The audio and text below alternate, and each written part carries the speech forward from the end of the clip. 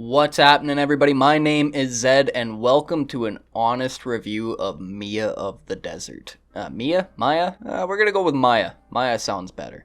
So Maya of the Desert is a free indie game available on Steam, developed by Emergency Entrance Studios. Its full release date was on April 24th of this year. It was in early access, and I played it back then as well, and there has been a lot of improvements to the game since I played it in early access. The developers, while they are calling this a full release, are still working on bug fixes, and they're potentially exploring adding in some new features, but we're going to go over what they've got and review the game as it is right now. So Maya of the Desert starts off with this opening cutscene that explains sort of how you got to where you are. This game doesn't feature any dialogue, and there's not a lot of backstory as to why you are the way you are or who you really are. All that's known is the game suggests that you're what's called a geomancer. Picture Avatar, Earthbenders. That's basically what you are.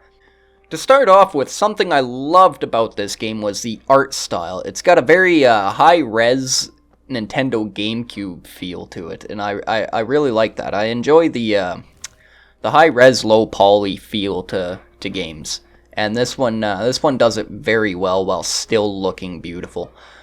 As far as gameplay controls go, you'll notice that you can manipulate sand. That is the only kind of material you can create objects out of. There are other materials you can manipulate, as we're about to see with these rocks. The in-game tutorials are informative enough to give you an idea of what you're doing. I did have some trouble with it the very first time I played it. On this playthrough, I've obviously played it all before, so I'm familiar with the controls and the different types of puzzles that are in the game. I could see it being confusing still, but they have improved on the game mechanic tutorials since I played it back in early release. As you progress through the temples, you start finding these spirits. They give you additional mana, so you'll notice that the mana bar down at the bottom gets ever so slightly larger as I start to collect these things. And the puzzles get a little more intricate, so you can use rocks and debris to break these visibly breakable walls and help you progress to the next area. Now, this is the learning section of the game, so the puzzles are supposed to be quite apparent in what you're supposed to do. What isn't apparent, or isn't as glaringly obvious, is where all these mosaic shards are. Now, these mosaic shards are kind of like your side objective. You can complete the levels just fine without collecting them, but for completion's sake, if you do want to 100% this game, those are something you'll have to look for, and sometimes they are quite well hidden. The puzzles in this game increase in difficulty and complexity as you get further and further into the game, making every challenge feel like a fresh new challenge. I really enjoyed that aspect of it. Nothing outside of this tutorial area, nothing feels obvious. Nothing feels like you're being handheld and carried through. There are a few additional gameplay mechanics that come into play later, but they're casually introduced, and by the time you get to them, you're so fluent with the controls and the idea of everything that they make perfect sense. One criticism I do have about the game is with these mosaic shards, there's no apparent tangible reward for gathering them all. You leave the level with 5 out of 5 and nothing seems to come of it. I'm not sure if there was something I missed, like if I was supposed to do something after I got all 5 of them, or if I just needed to finish the level. But to me, that's something that should almost be more apparent. Moving out of the first level, you arrive in this large open desert area. As I said before, sand is something you can shape and craft with, and this area is abundant in sand, making the puzzles in this area seem easy, but it's very deceptive in how challenging these can be. However, the entire environment is your sandbox, literally. As you get into these larger open areas, things are a lot more involved. This is the level I wanted to showcase. So by this point in the game, we now arrive at another interior where the puzzles start becoming a lot more involved and a lot more complex. You run into several areas where you can see your objective, but there's no immediate no immediate obvious direction to get there. It's a lot of exploring around, finding what you can find, and seeing what there is to be seen. This is also the first area where the character can actually take damage. You'll notice that there's hearts down at the bottom. You will use those. So in these sort of areas, if you're not careful, if everything you're doing isn't carefully timed, you will take damage.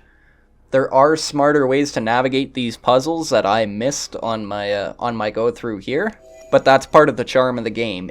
Every approach you take has a few different ways you could work your way through it. It's not just one way, this is how you have to do it, this is how you get through, and I really enjoyed that about this game. Now that we've taken the elevator up to the top floor, you can see that we now have access to the overhead portion of this puzzle, and that's another thing that I thought was really tastefully done with this game. Is not every puzzle is just one puzzle. This puzzle works itself out to be two separate puzzles. One thing I would criticize about this game is the lack of a scroll feature with the camera. The camera does at times feel very hard to use, just because the player character actually obstructs your view, and you can't scroll around. And that, to me, it doesn't feel so much like a feature of the game or a gameplay mechanic. It just feels like a lack of a feature, like something that was underdeveloped or maybe underthought. But I feel like the game would gain value if you could at least change the camera view from third person to first person at some points. Just because it gets quite difficult to aim in certain areas when you're trying to look and you can't see anything because your own body is in the way. That doesn't feel like a fair mechanic to me. As you just saw, hasty decisions can sometimes lead to death. Fortunately, in this game, death isn't something to be overly afraid of. It doesn't set you back that far. I still retain my previously gathered mosaic shards and the key. I don't lose much, and it doesn't actually set me back that far. So it doesn't. The game's puzzles don't feel punishing when you fail. It keeps it fresh, keeps it feeling like, okay, this is something I want to try and figure out, and not something where you lose a whole bunch of progress and you end up feeling quite discouraged. And I like that about this. Finally, to the last gameplay mechanic I wanted to highlight. This is absolutely my favorite part about this, because the way they do this, it introduces it in a way where you go, could I have done that the whole time? And the answer is yes. Yes, you could have done this the whole time, but you can pick up rocks that you are standing on and fly with them. How cool is that? It's something I never would have thought to try unless they pointed it out to me, but once they did, I felt so oblivious for not having figured it out myself. And that makes it adds so much value to the game that you can pick up rocks and fly around. You'd think, okay, this is going to be so simple now that I can fly, but you're wrong. It doesn't actually make the game much easier. It just adds an extra layer of complexity to everything. The way this game combines all its gameplay mechanics and makes you utilize more than one thing at a time is quite impressive to me. And maybe it's because I'm not good at doing puzzles, so I'm also not good at, so I'm understandably not good at making puzzles. But the way that they do this so that, okay, if you fall off the rock, you're gonna die in the quicksand. You can't manipulate the quicksand, but you can manipulate other earths. So there's other little patches of earth here that you can shoot out to block these obstacles that are coming at you. You can't cross the sand on your own, but using the rock you can cross the sand. So in certain combinations, you can navigate your way through here. However, you need mana to float the rock. And pushing out these stones from the sand drains your mana and leaves you without enough to actually get anywhere. So you've got to be strategic in how you're getting through everything. And I really appreciated that in this game.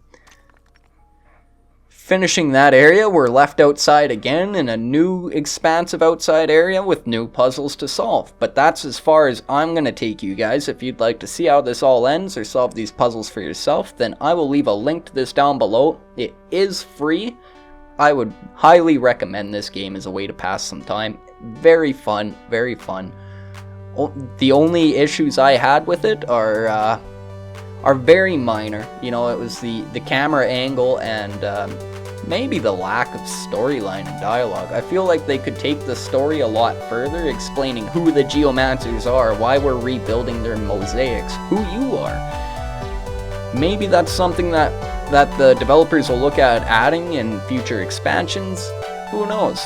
But yeah, that's all I've got. So until next time, thank you guys so much for watching. Make sure you like and subscribe. Leave me some comments down below. It lets me know you care, and bye for now.